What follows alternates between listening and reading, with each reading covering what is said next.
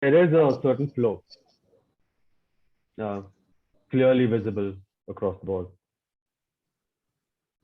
Hi, sorry to interrupt. Saloni, my IT guy is going to give you a call just Okay. now. Yeah.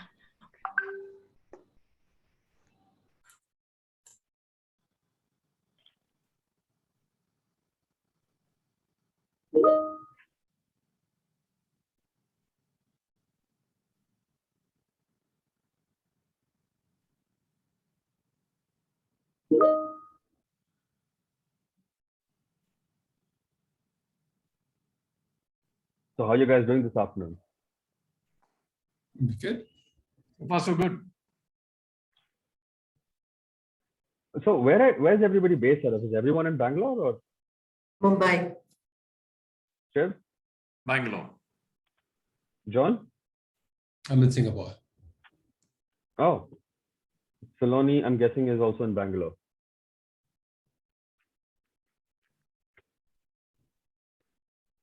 How about yourself, Vivek? I'm in Bangalore. Okay. John, it's pretty late in the day for you, I guess. Not too bad. It's coming up to 6 p.m. It's all right. Yeah. We live. I mean, it's not like I have a flight to catch with COVID and all that. And I hear, John, getting a flight out of Singapore means you can't go back in. Is that Exactly still applicable? Yes, for anyone with an employment pass, yes. With a PR, Yeah. you might still make your way back. Okay. Okay. Yeah, but that was one of the best parts about Singapore. You could keep flying out all the time. That's Close right. to just about everything in the region. That's right.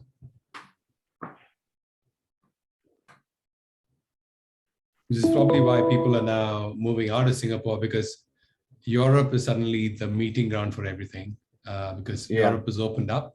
So people are going from Singapore into Germany and meeting with people from the US and so on and so forth. So that it's potentially going to be the way to be for the next 6-7 months, if not a year. Yeah. Middle East as well. Actually, a lot of people are moving to the Middle East specifically for that reason as well. Because if you don't have business in the US, it actually makes it a lot easier to be in the Middle East.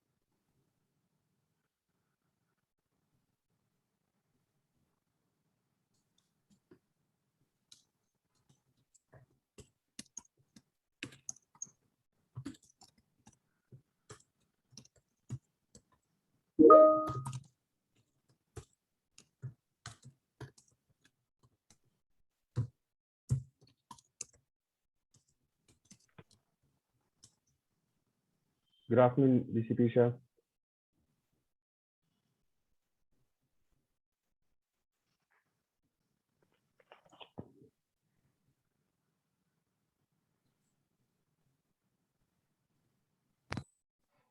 Yeah. Hello. Yeah. Can you hear me? Yes, we can. Yeah, we can hear you. We can. Yeah. Good afternoon. Afternoon. Good afternoon. Okay. So as I was briefing the rest of them, what I'd like to do is before we actually start the panel discussion, before we set the whole thing up, initially I'd like each of you to speak for about a few minutes, 2 to 3 minutes at most. We've had the conversation yesterday, we had the rehearsal yesterday, and I know the kind of topics that each of you are passionate about, each of you want to talk about. So I'd like to start with you, Isha. followed by Shiv, John, Shilpa, and then Saloni. So initial 2-3 minutes, just to sort of build the conversation, build the foundation for each of the points of view. And then finally, we'll actually have the panel discussion. In each context, I will cue the speaker in so that we don't have any, so that I can moderate the whole piece. I'll also ask the questions on which I'll be expecting the answers. Yeah. Any other questions regarding this? Anyone else? Any feedback? Fine with me. All right. Vasudha, could you Wasim? Okay, no problem, because it's 3:30 already. Suddenly it's okay. We will just keep this off because it's almost 3:30.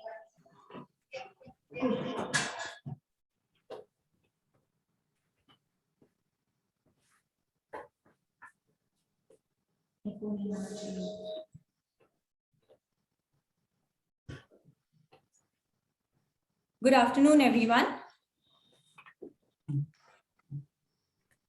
Good afternoon. Good afternoon, everyone. 315 Work Avenue welcomes all the panelists and the attendees to the virtual event. Thank you so much for investing your time with this evening. Today, we have an amazing panel on hybrid work model, where we'll be talking about the big change in ecosystem, our readiness to adapt to the change, and what we need to keep our eyes on that could directly impact us in general. But before we dive into the discussion, allow me to introduce our panel. Our first panelist is Ms. Isha Pant, DCP Command Center, Bangalore. Isha Pant is a 2011 batch IPS officer of Karnataka Cadre. She was originally an MP Cadre police officer and had gotten nationwide accolades while working in Madhya Pradesh. IPS officer Isha Pant is currently serving as the DCP Commander Center, Bangalore. Prakash Shah had made a movie on her where Priyanka Chopra played the character of DCP Isha Pant. She's also an amazing singer and has a mesmerizing voice. Welcome on board, Ms. Isha.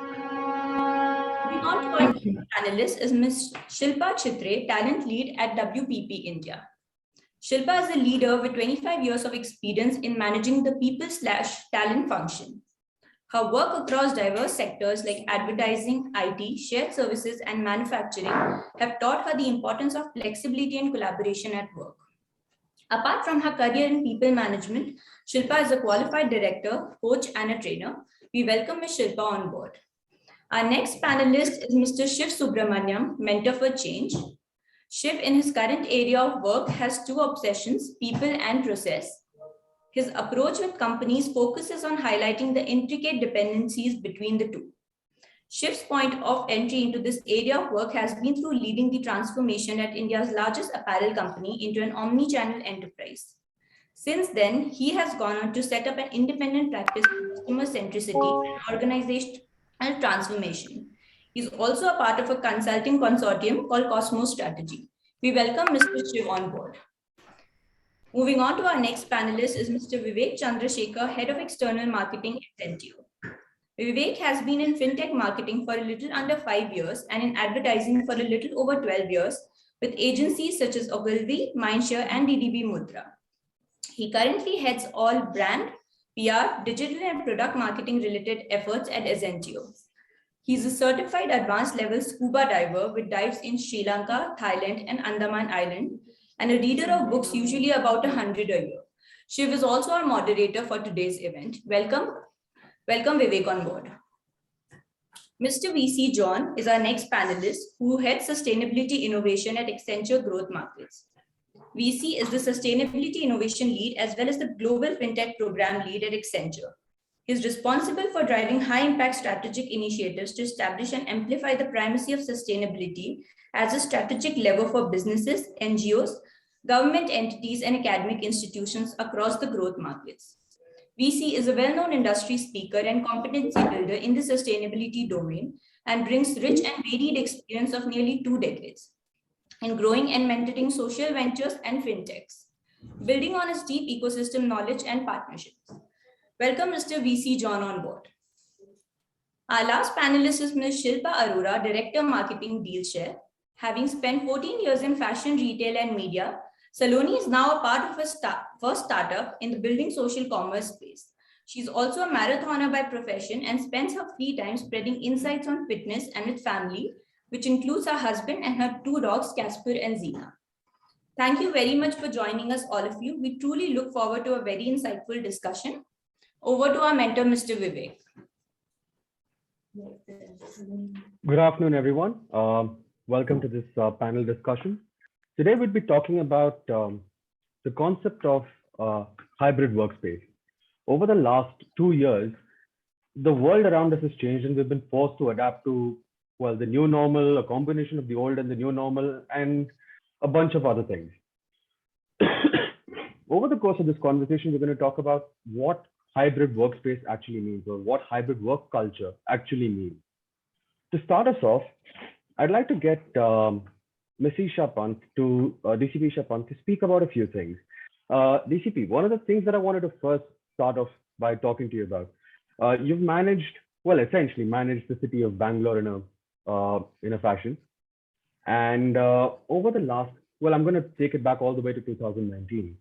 From 2019 to 20, there was a huge shift in the way the whole city had to behave, or the whole city had to adapt. There was a massive, how do I put it, cultural shift that actually happened at this point in time. It wasn't just the fact that we were sitting at home, but there were a lot of different things that we did along the way, different things that got impacted along the way. But the same shift also translated in 2001. And there was a mixture of what we used to be doing and what we wanted to do in 2020 as well. So a combination of things happened. Could you elaborate a little bit more on this? What were the behavior shifts? What was the change that you saw along the course of the 3 years? A very hearty good afternoon to everyone present here. It is my pleasure to be a part of this panel and a very interesting discussion. It's a very interesting question actually that you have asked me. I think things actually changed a lot. If we see from 2019 to 2021, things actually change very quickly, and we are usually, slow to change, but the pandemic, hastened the pace of change in a lot of people. So let me start talking about, from the government perspective. And then I'll move to the individual perspective, because I am from the government and I represent the government in this panel today. As we all know, government is always slow to any new thing. We take time to adapt because there's a lot of inertia, so to say, in government, the system as such. So pandemic, the way it changed the attitude of government workers, the way we quickly adapted or adopted technology in our functioning, it is really mind-blowing. And video conferencing is not a new thing, but like for the corporate sector, I don't think it was ever a new thing. But for government, even if for every single meeting, we had to go to that particular place and attend the meeting. And it was immense of human resources, time, whatnot. Now, with the pandemic, the whole attitude or the whole perception towards video conferencing and use of technology changed. And people have adopted technology very, very well in government. So we are saving on money, we are saving on resources and time, which is very, very important. So I see that how pandemic has changed the quick adaptation of technology in the government sector. But definitely when it comes to people, I think for a lot of people, for the first time in their lives, they were just sitting at home and not doing much. So not meeting friends. So they were forced to look inward, and many people actually got into depression. And we all know that the rate of suicide actually skyrocketed during those days, because people were dealing with a lot of issues, and people who already had anxiety issues, depression issues, they had no vent, because social gatherings give a vent to such emotions. So that was not there. So finally, people were, I think, forced to look inward. And I have seen how people have grown as, as a person, and how the inner journey of people has really, actually been hastened by this. And definitely, I think a lot of people now, give more attention towards their own health and well-being. And definitely, I Right. feel the appreciation towards the environment and things around us in general, it has definitely increased. And there's more consciousness towards being more towards more environment friendly behavior, and more conscious of all these issues. So definitely there has been change, I think. Okay. So at one end, you're clearly seeing that the government has started adopting things and at a much faster pace, because there was a need to change. And at the second end of it, you're seeing that at a personal level, people are also changing because they have been forced to change because the environment around them changed completely. Is that right? Yeah, absolutely, absolutely. Actually, you know what? I'm going to bring Shiv in over here. Shiv, I wanted to talk about some of the things that Isha touched upon, and sort of build on this. We're talking about a culture where, we've been asked to sort of suddenly shift our mentality, or shift our entire focus to something new. And there is this, there is, so to speak, a whole ecosystem that is built around the past, right? What do you envisage is going to happen now? I mean, as we go along, it's not just something that we've done, and is it likely to be something that we will adopt as we go along? Is there a way in which we can do it? What do you believe about this, about this work culture, about hybrid work culture itself? Is it something that is sustainable? Vivek, thanks. And Isha, thank you for those opening remarks. I think they set the context very well. I think in my view, I actually have more questions than answers. So I think at this stage, we are at a very early stage of this entire transformation, or this entire migration, if at all, that we are seeing. And I think that, in my mind, it's actually quite fascinating to see this from two different perspectives. One is from the perspective of the human being, the individual. And second is from the perspective of the organization. Because ultimately, there is a lot of conversation around working from home. A lot of things are, and given the fact that an average professional spends 8 to 12 hours at work, that means a very large chunk of a person's time. So therefore, it will be probably useful to see it. And for me, I've had a lot of curiosity around some of the things that we are seeing, but I'm not so sure that it's, I still think it's early days yet to write the book on it, because there is a long way to go, because several things can happen between now and then. And I think what's useful to understand it is actually at a foundational level, and see it both from the human angle as well as from the organizational angle, right? At one, human beings per se are great adapters, but they're poor initiators, because there is a kind of resident inertia that actually exists among individuals.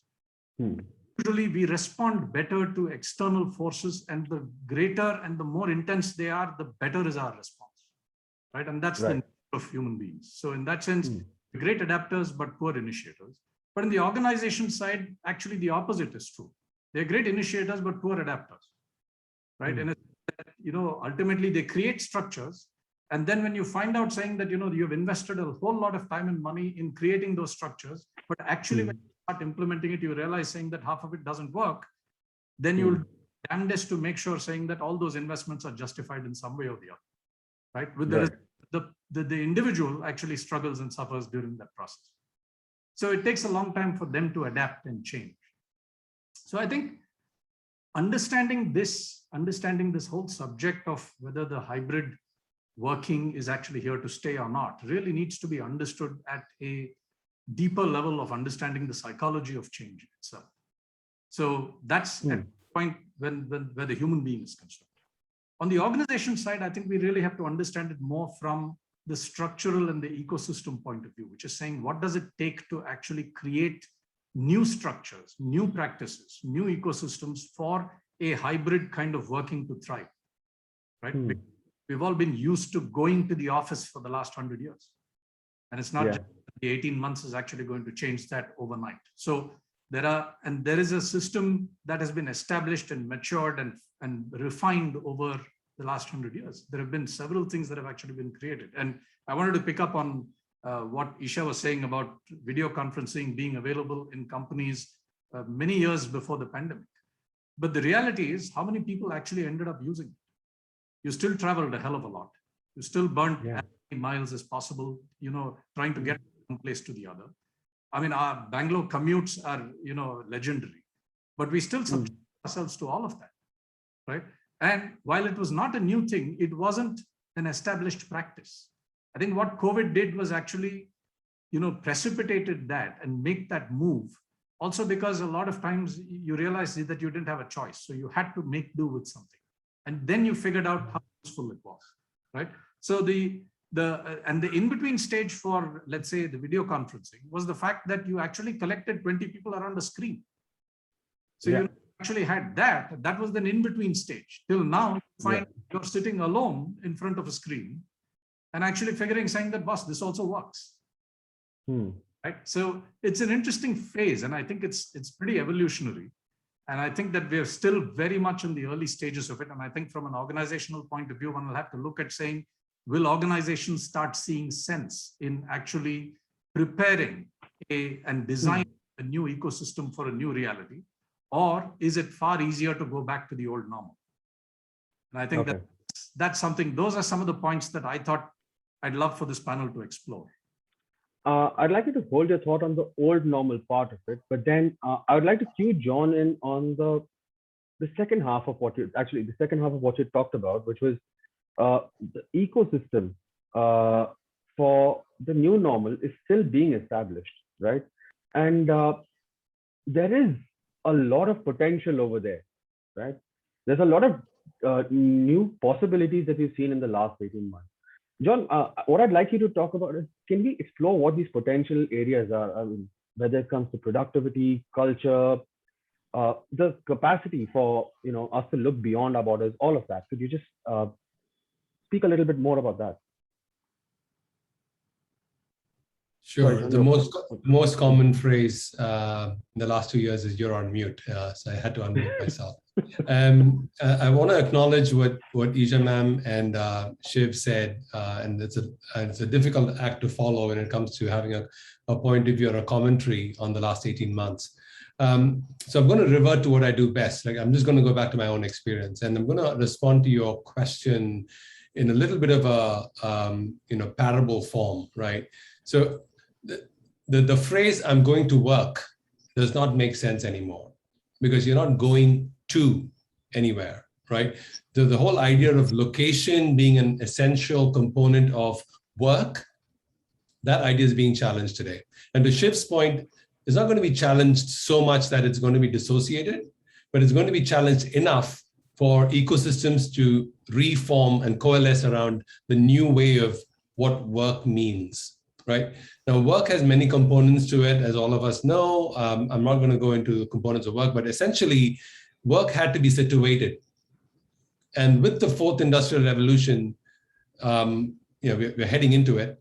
The idea of work is ubiquitous. It can be anywhere. It's not hemmed in by or restricted by location. And I think what the pandemic has done is accelerate us in the direction of understanding how we can continue to stay productive despite not having your hordes heading into work at 9 a.m. and heading out of work at 5 p.m. If you look at the top 50 companies of the Global 2000, they've all done much better than their forecasts. And there's a whole commentary right there, right? So did we force our people to burn 4 hours of their life every day, getting into work and out of work because we didn't trust them to be productive? And that's the other aspect of where I believe the paradigm is shifting. It's about trust. The idea of supervision is moving to a place where you're going to have to allow people to express themselves because you're forced to give them the space they not need, but they have to have because of the COVID restrictions, where Everyone's sitting in their room. They're probably wearing a shirt on top and a pajama at the bottom. You never know, right? They can go off video and play with their dog or watch Netflix. You never know. Productivity is still high. So there's something in that equation that's wrong. And finally, the whole idea of how do you source your talent? And all of our placement agency folks are going to hate me for saying this, but listen, you just federated talent sourcing. You can literally, as long as tax laws allow you, source your talent from any part of the globe, because ultimately the form factor of engaging your talent is the screen. And you're able to manage their workloads using this form factor. What's the harm in sourcing your talent from Timbuktu and your content from UK and your servicing from Vietnam? As long as you're getting quality and you're getting your factor of profitability goes up. This pandemic and the idea of hybrid extends way beyond the context of workplace. It's all of these aspects as well. I just want to submit that there's a lot more left on that onion to peel. Thanks a lot for that. I think this is a very good segue for me to bring in Shilpa. And I think John made some very interesting points, specifically talking about sourcing talents from different parts of the world. Looking at firstly, the concept of location itself is out of this entire conversation. It also brings in some other factors. Time as a paradigm is sort of very, very malleable at this point in time. We could do whatever we want with it. We could choose to work when we want to do when we want to, and going to work is no longer a necessary thing. Most importantly, another thing that he talked about was the supervisory culture being sort of lost along the way. So in this context, the whole human element, the person that is actually involved in the center of all of this versus the organization, how are they responding? How are they reacting to all of this? And what are you seeing as far as this is concerned?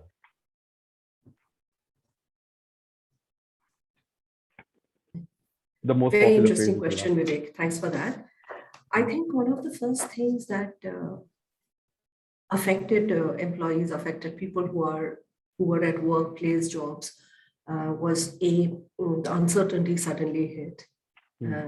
And you suddenly also realize that all those hours you spent in commuting, whether in Bangalore or Mumbai, those have suddenly freed up and you have those many hours.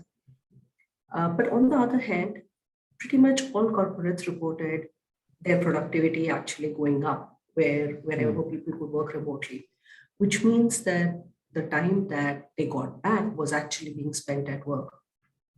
It wasn't free time. So I'll just zoom out a little to explain how I'm looking at it. There are two axes for work traditionally. There was the axis of time and there is the axis of place, which both Shiv and John have briefly touched upon. And both of these, traditionally, we used to have 9 to 5 office jobs. And experimental progressive employers gave it a little shift and said, okay, workplace stays fixed, you can have a little more flexible timing. There were others who said, these are the core hours, you've got to be available, but where you work from, otherwise, we are okay with. Now what we've been experiencing is both those are completely off the table and people have seen that they can deliver no matter where they are.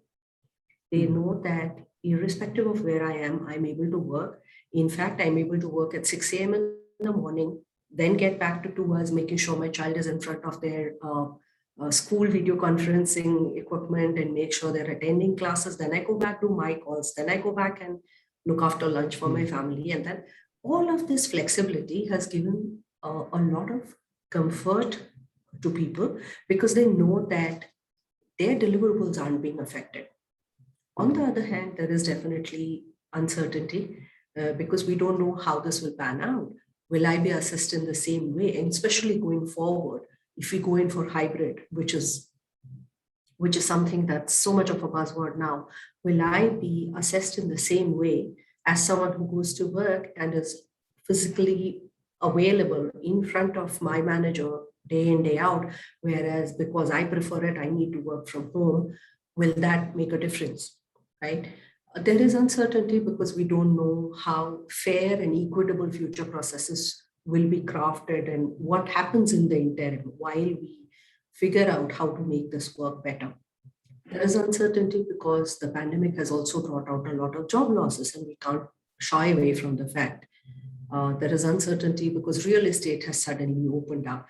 Everywhere and there is, of course, the uncertainty of losing loved ones, being afraid for health and well-being reasons. So the employees, I think, across workforces, across sectors, have really responded quite beautifully, I must say. They have been the fastest adapters to say, this is how you want me to work, this is how I will work, and have delivered like out of the park. Now I think it's time for the organizations to actually listen really closely to their employee community and to their stakeholders to see what is it that they want for the future and how do we create, and I love the word ecosystem that I think a previous speaker used, create an ecosystem of flexible workplaces, hybrid workplaces, where we are able to bring in both, the flexibility as well as the collaborative energy. And that is what I think will make employees a lot more happier if they are told about, if they're communicated with, and they are asked about their preferences in designing what this future workplace will be. Got it. Saloni, I want to bring you in at this point. While everyone's spoken about it from a fairly macro perspective, the world at large and all of those aspects, I know there is a very personal toll that it takes on all of us, right? I'm not just talking about the mental health and the physical health. There are also various other aspects that, there is the lack of the social angle that work brought us. But at the same time, I think Isha mentioned, there's been personal growth as well for all of us. I'd like you to actually give a fairly personal point of view on all of this. What did it feel like? What did these last 2 years look like for you? Yeah, I think everyone has raised some fantastic points. And I think there is a takeaway for me in all of them, because I have, during this pandemic, I have lost a job. I have had COVID. And I think what Isha said resonated with me a lot, because by nature, before the pandemic, I was an extrovert. And I have undergone a drastic transformation as a human being, where I don't feel, yes, obviously COVID was thrust upon all of us, and the way we were meant to behave and the scenario around us completely changed. But it was a journey of personal empowerment, because I learned to be by myself. I learned to be alone. And I mean, the positive to it is, if you enjoy your own company, you can enjoy anyone else's company. Or you have to be the best version of yourself is when you're alone. But the flip side is that a lot of us lost our social interaction skills. And a lot of us, when I went back to work, I had trouble interacting with people. Um, as human beings, as professionals, we have, we have varying personalities. We go through different situations at work. Some of us are confrontational in nature, some of us are not. The non-confrontational ones, well, kudos to them. But for the confrontational ones, it was an easier way out, because if you're not, if you're out of sight, it becomes easier to manage those conversations.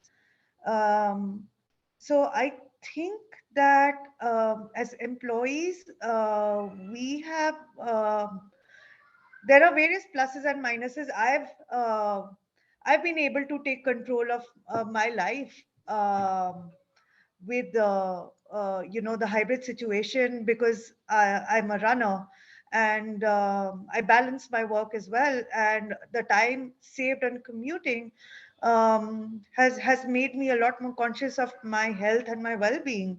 And I can actually spend that time working out and doing other um, more productive things, rather than spending 1 hour in traffic. Probably getting a lot more done, because I'm a lot more productive in the morning. So I think on a personal level, the journey for me has been very positively transformational.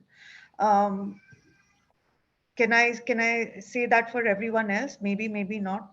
Because while we talk about work being somewhere to go to, a lot of our sense of association was owning things and owning products and wearing clothes and dressing up and going to work, and now we have nowhere to go to.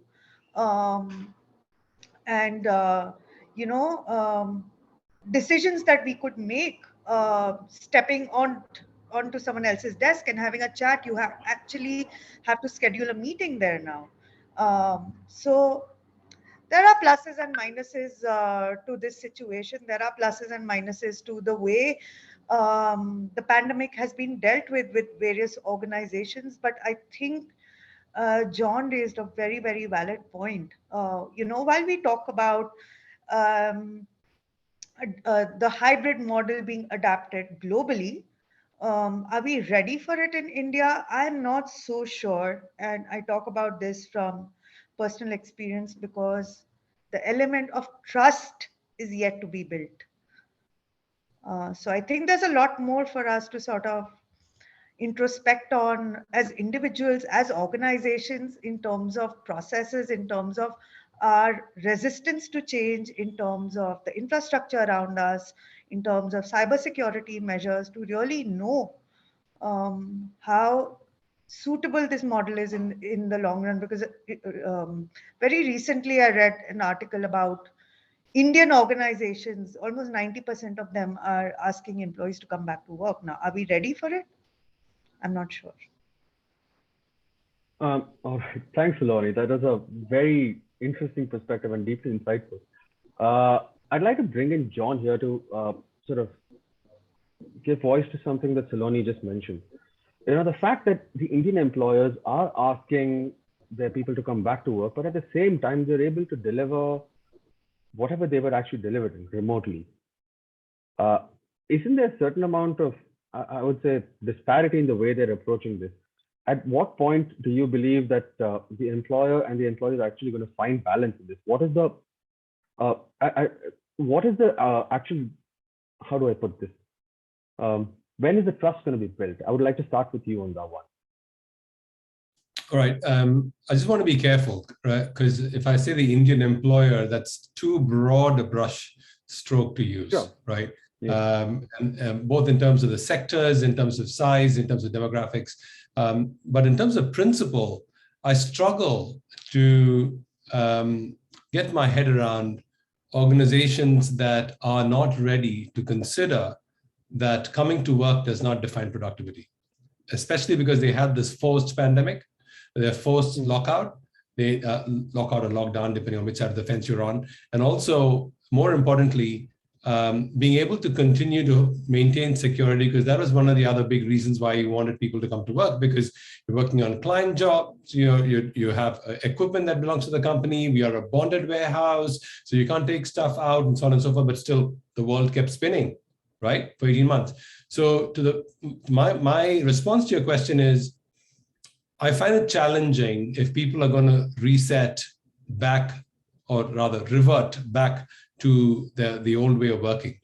What I'd like to see, though, is organizations being more willing, and this is something that Shiv touched on, being more willing to be flexible. Can we use the experience we had, which was drastic, it was nuclear, to calibrate our coming back, to say, okay, let's experiment, let's try a few different things. Let's stagger the work week or work from office week to say, come 3 days a week. Can you imagine the amount of relief your infrastructure gets, your roads get, by not having the traffic in the morning, or people just getting to work, for heaven's sake? So I don't know if Isha ma'am will agree with me, but our cities, administrators would love for our industry folks to come to the table saying, we want to play our part. We learned in the last 2 years, I think coming to a consensus of playing a role in easing the pressure that infrastructure has, easing the pressure that individuals have, families have, rushing in the morning to get people out the door. Ask housewives. They're meant to be inconsequential, not anymore, thankfully, because of the women's movement. But they have a role to play in keeping productivity up because they let people go through the door. So long story short, I think the idea really is challenge our industry captains to come to the table to play a role in rethinking and reimagining what work and hybrid work means. And it's not coming back to work for sure. Actually, yeah, I would like to cue Ms. Isha in. Do you believe that if we did do this once a week, maybe twice a week or thrice a week, as John mentioned, and maybe not as many offices, find places such as 315 Work Avenue to collaborate, fewer places, fewer areas of congregation, would it be easier on the city's infrastructure?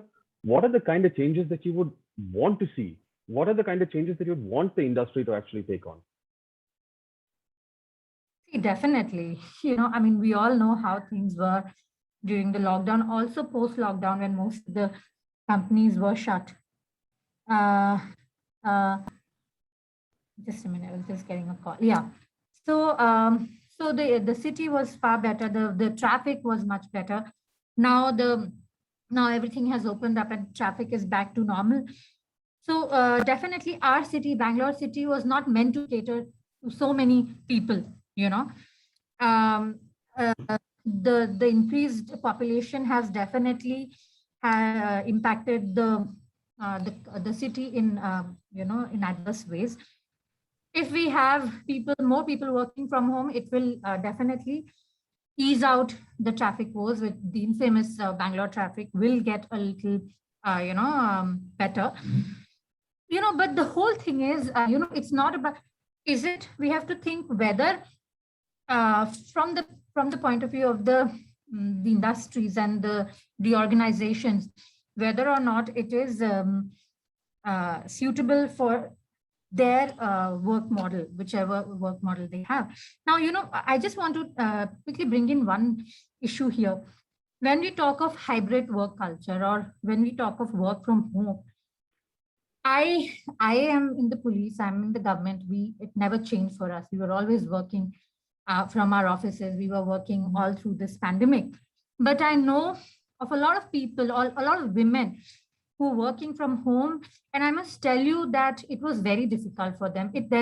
We have to talk about the gender aspect here, where women were doing the household work. They were taking care of the kids. At the same time, they were taking care of their work as well. So it was really, I personally know women who really got really stressed out because of all these things. So when we talk of a hybrid model, like we all know that, flexi hours work better for women. But we also need to understand that there are these post-COVID realities wherein getting a full-time maid has become a challenge, or, sending children to daycare centers has become a challenge because most of the daycares are not functional. And so what happens to these? Because at the end of the day, the way our society works, the household responsibilities still fall on women.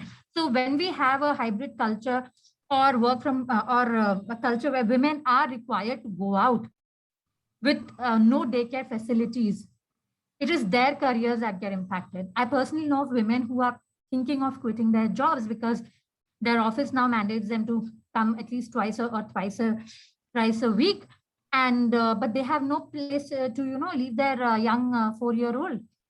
So we have to understand from that perspective as well, that when we talk of hybrid culture, there are a lot of, it's a very complex situation, and post-COVID realities are definitely different. And with no schools for young children, we have to understand that because it is important that organizations take all these things into consideration when they come up with any policy. Right. Actually, wonderful segue for Shiv. You talked about the ecosystem, right? What DCP Isha just mentioned actually touches upon a lot of these aspects, right? For women, the kind of infrastructure that is required for this hybrid model to work, even for work from home to work, there is a whole ecosystem that needs to be built. The past had some of it. The future has, the last 1 year had some of it. What would it take to actually build the new ecosystem? What kind of questions should we be asking? Well, I think John touched upon that in his response, which is that companies and organizations have to be willing to learn from and sort of absorb this knowledge of the last 18 months.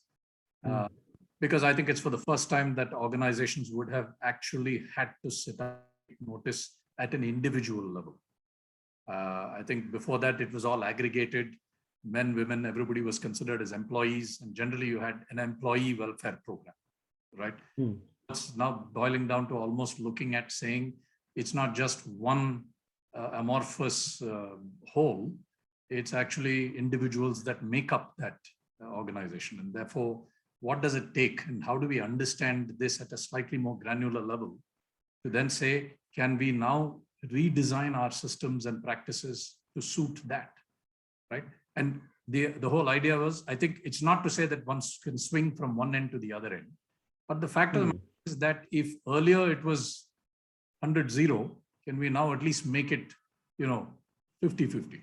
What does it take to actually redesign that? Even that is going to be a fairly demanding task on organizations. So I'm not sure how many would actually willingly go down that path, right? Because that's why I keep saying that to me, and I'm putting myself out there to say that to me, 90% or 95% will return to the old norm of organizations, whether people like it or not, right? Because at the end of the day, you look at that equation, it's always the employee who's much more in need of a job, right? And therefore the organization will always willy-nilly have the upper hand. So in a sense, unless they are willing to commit to it at a far more structural level and be able to create and reimagine, practices, look at what should change from the old practices, look at what kind of new structures are actually, required for a hybrid or for a work from home model. Because remember, one of the things that on the principle on which the old work from the office culture was created or the structure was created was actually about people getting to interact all the time and getting things done together, right? So there was a lot of focus on that while constructing these. Now imagine that you have to recreate that same principle, but when you're working alone at home.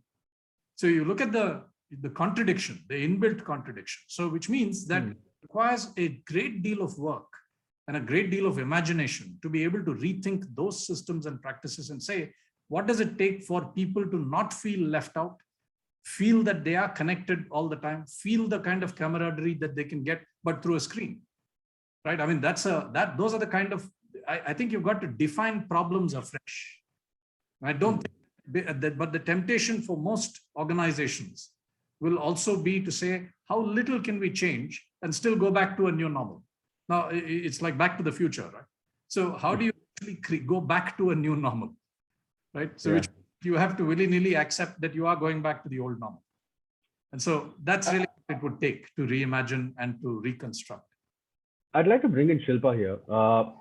A couple of things that all our panelists have brought up. I think the first part of it, I think that I would like you to sort of touch upon is the employer versus employee equation. I know there is a change. I know that there is a visible shift in the way organizations are looking at it, but to what extent? To what extent are we actually considering this? The second aspect that I would like to touch upon is something that that we would like to bring on in terms of culture itself, right? The culture of collaboration, the culture of Sunani mentioned this. We used to work together. There was a combination, a collaborative effort that we used to actually bring, especially in creative fields. That was almost necessary in a lot of ways. But then we found a way around it. The third part of it is the life itself. The impact on different individuals, and like Shiv just mentioned, it's not employee welfare. It's almost become at an individual level welfare, right? How are organizations thinking of tackling something like this? What are the changes that you are seeing happening in the industry? That's a massive question, Vivek. I'll try and attempt very loaded. Splitting it up and answering. Extremely loaded. So one of the first things you said is about what are the organizations thinking? How are they going to tackle this and whether we see any changes happening? I do see a lot of thinking going into this. I do see a lot of concerted effort to see how do we grapple with this completely new thing. You know, people had gotten used to working from home, and now we want them to come back to work, at least partially. I think there are a lot of organizations already working on this. And I was recently looking at a report, I think it was from EY, if I remember right. They did a study across some 10,000 odd employees, and almost 90% of them are expecting some level of flexibility. And interestingly, it is across generations of workers. So, you know, before I saw the report, I would have said, yes, maybe the younger people want more flexibility, and maybe older people like me want to come back to office, but that's surprisingly not the case. Everybody is saying we're going to need more flexibility at work. So that is something that the employees are already talking about, and the organizations which are listening to their people are definitely hearing it repeatedly. In fact, among the younger generations, I was reading this, millennials and Gen Z is actually saying 54%, if I remember right from that report, said that we'd rather change our jobs or we'd rather quit if we don't get the kind of flexibility we want. So the organizations are listening to this and trying to figure out what is it that they want to do. And I'm also going to touch upon the third part of your question. What can we do to make sure employees aren't badly affected in any way as organizations? I would say there are 3 or 4 key things that the organization needs to look at very carefully. One is, of course, the nature of the job. You know, specific job roles have certain tasks related to them, and there are specific productivity drivers. Certain roles need coordination among multiple people. Certain roles need focused independent working. Certain roles need collaboration where you have for want of a better word, I'll call it a purposeful collaboration. You're working together and there is a purpose to why you're working together. Keeping those in mind, so the job task in mind, and then overlaying employee preferences. Now, employee preferences can come from a variety of things. Their life cycle, where they are in their life stages, their circumstances, what they have access to. Do they have access to private, quiet space where they can work from at home, or do they prefer the quiet of an office to be able to work? Or their own personal preferences, like Soloni was mentioning about earlier being an extrovert, now being an introvert. Maybe when she goes back to work eventually, she may want a secluded workspace to work from, where she's not constantly disturbed by people walking up to her desk and asking for things, right? So overlay of jobs and tasks, employee preferences. Third is understanding the workflow as a whole. How does work actually move in any organization? So the process part that she was initially talking about systems and processes that an organization has. Here, I would like to caution, we should not fall into the trap that early automation did, of trying to say, this is the process, how do we replicate it by automating it? Here, what it calls for is a bold move to say, now we have so much technology available. Now this is how we work. How do we leverage the best of that, rather than trying to replicate old systems in new ways? So that, I think, is the third key thing. Fourth, I would say, from an employee perspective, definitely important is how do we make sure everyone feels included, and whatever models we create, whatever systems we create, they are fair for everyone.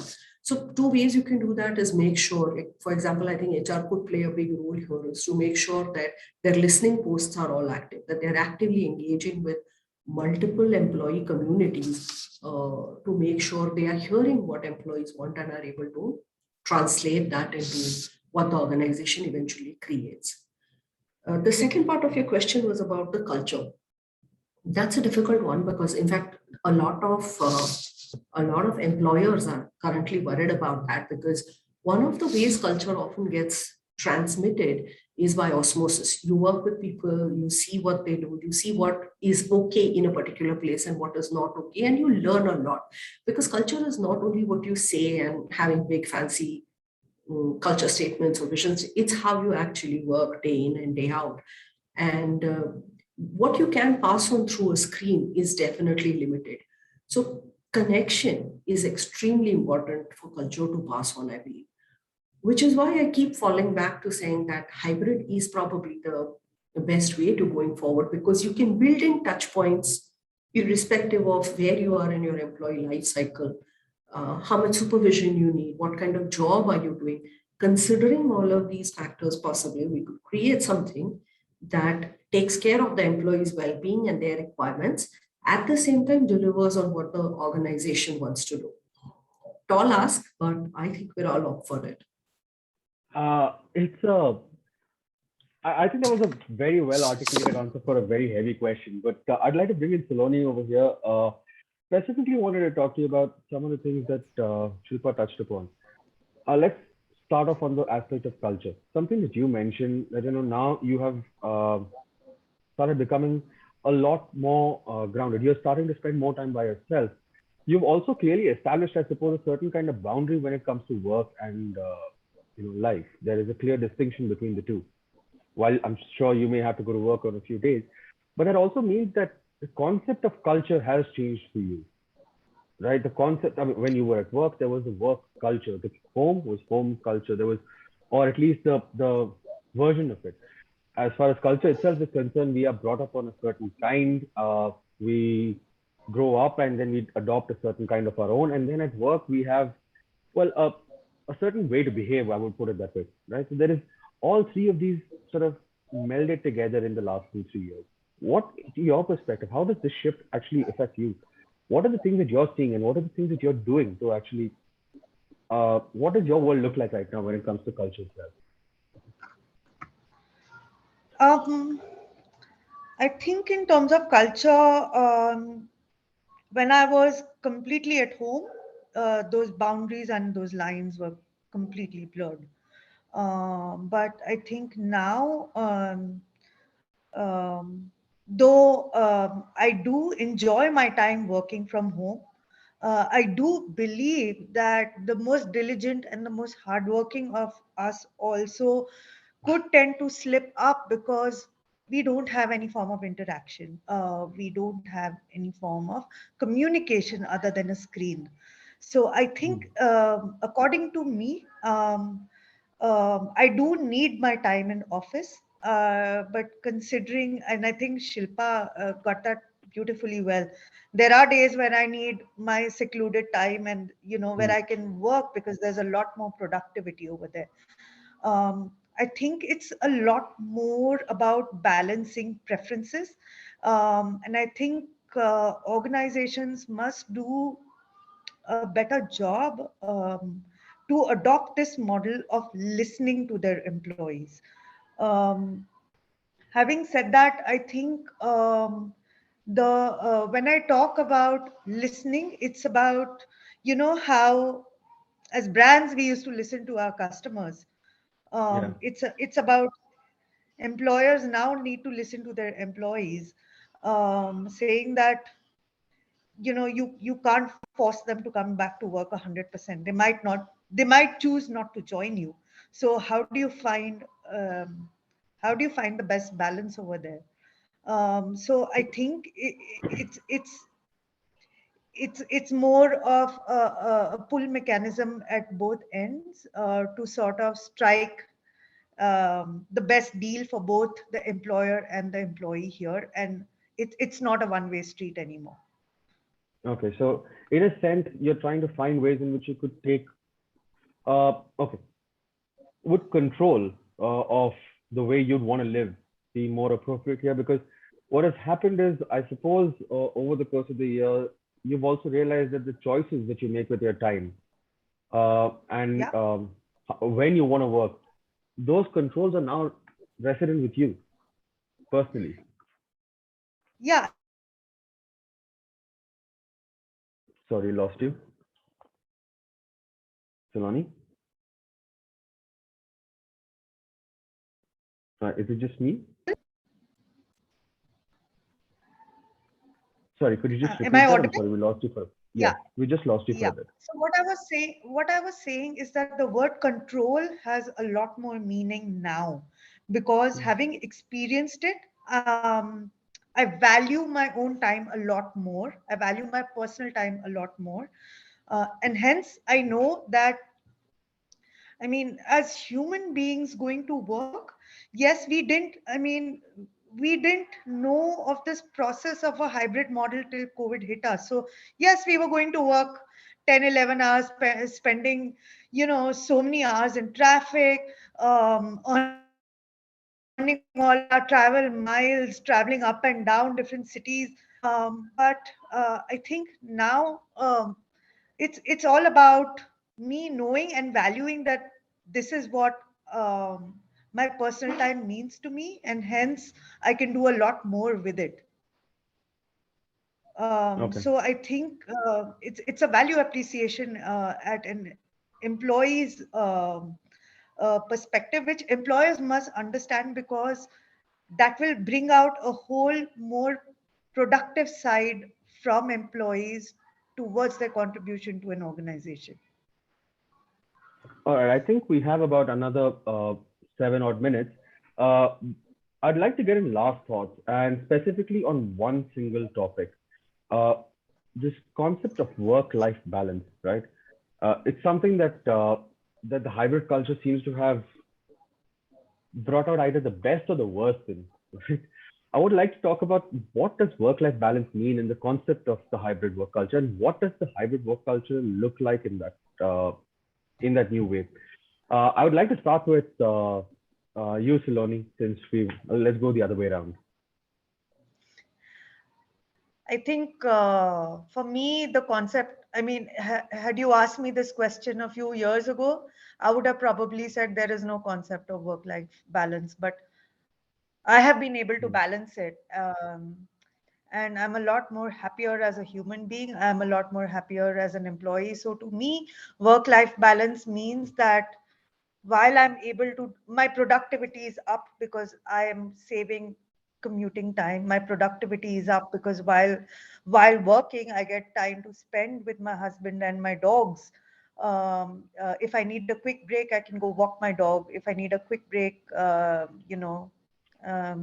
can get a quick chat with a neighbor. So I think for me, work-life balance sort of is about bringing the work element and my personal element sort of together, and hence bringing the whole me as a unit to both sides of what I do. Thank you, Saloni. Why don't we go with you, Shilpa? What I'd like to know specifically here, like Saloni brought up, the combination of the two, right? Work, life. I mean, it seems like such a misnomer. What is your version of things on this? I think we have finally graduated from seeking work-life balance to a complete work-life integration. That's what this has brought into. There are no boundaries left anymore. Everything spills into everything else. So I think we have achieved nirvana. We are in work-life integration mode. Is that a good thing? Depends who you're asking. I think it's a great thing. I think it's a great Okay. thing. All right. Yeah, I think so. John. Yeah. So too. Okay, so we have two for it. John, what do you believe?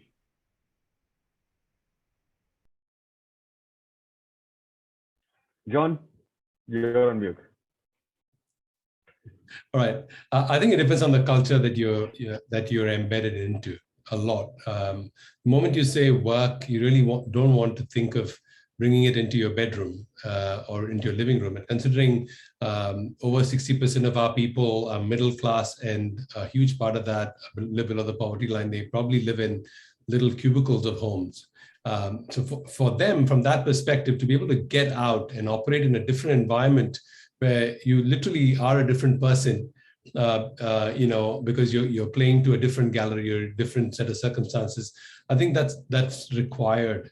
If you're a first world country where you have your space, you're used to doing your own thing, perhaps work-life balance has a very different definition.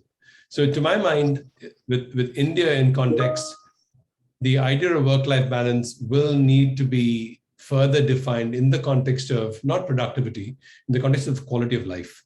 Because productivity has gone to the window, security has gone to the window. Those are to my mind, strawmen that we used to use to force people to trudge up and down from work. But are we going to be able to look at quality of life to give our employees, go from being a sweatshop to actually being a place where people feel valued?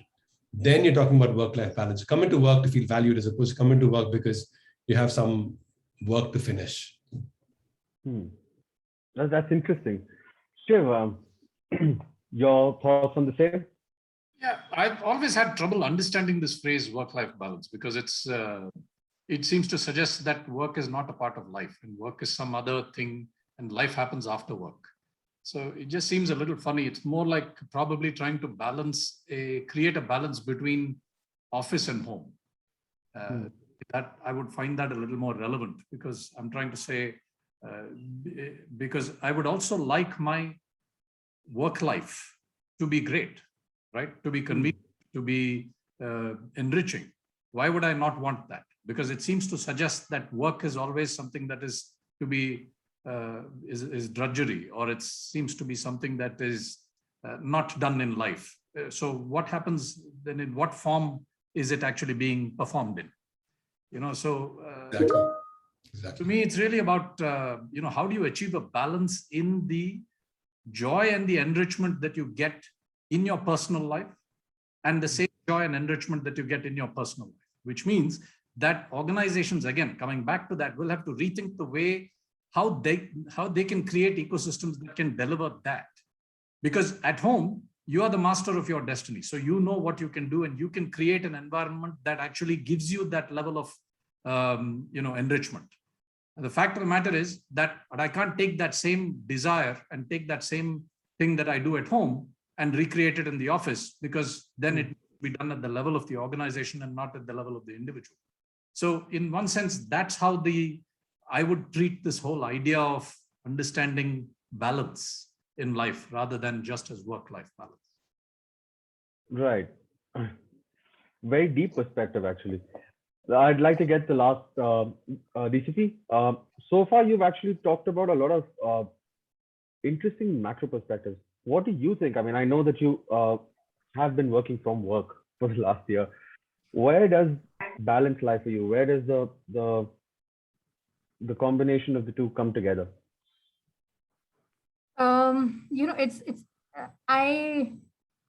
Everywhere I go, people ask this question to me. Firstly, because I'm a woman, they think that it isn't, but I think you can never achieve, and one should not even strive to achieve that balance.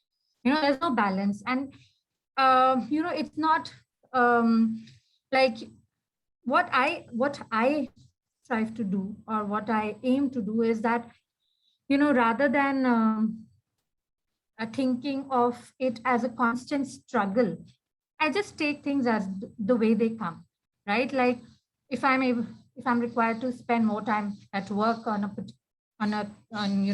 particular day, I do that without feeling too guilty about not being able to spend too much time at home, or vice versa. Like just take things as they come, and wherever you are, if you're at work, give your 100% to work. And when you're at home, give your 100% to your family. It becomes a challenge in my profession, because even while I'm at home, getting calls, and Sundays are not Sundays. And so these kind of things do happen. So what I do, like if I do not have these distractions, I try to, like, phone calls or some emergency meetings, I try to just be in the moment, live the moment rather than thinking about other things. So that's my idea of living a more fulfilled life. I know everybody else gave such beautiful answers, and I have very simple answer to this, and this is my answer. Like, wherever I am, I try to be present in the moment and just do what I am doing. Like if today I was building a doll's house with my daughter, so I was in it 100%. And right now, if I was, working on a meeting, preparing a presentation, I will be 100% doing that. So that's my idea. And I think that's how I feel happy and fulfilled. And I try to move on with my life. Thank you, DC Vishal. That was a perfect concluding statement. I think what we clearly understand here is hybrid work culture clearly isn't just about, working from home or working from work, but all these other aspects and dimensions that come with it, such as culture, time, location, the personal ambitions and anxieties that come with all of this, along with, being available for yourself. I think that was one of the most interesting points that came out today. This is what we have for you. Thank you very much to all our panelists. Thank you, Shiv. Thank you, DCP. Thank you, Shilpa. Thank you, John. Thank you, Saloni. Thank you, everyone. Thank you. Thank you. Pleasure. Thank you all. Thank you, Thank you. C15, for organizing this. Thank you. Thank you. Thank you, Bye. Vivek. That was indeed a Thank very you. informative discussion. I'm sure you all had as much fun attending this as much as we had hosting this. I would like to thank each and every one of you who have taken their precious time to be a part of this, and hope to see you all soon. Thank you so much. Bye-bye, all of you. Bye. Bye. Bye. Thank you. Bye.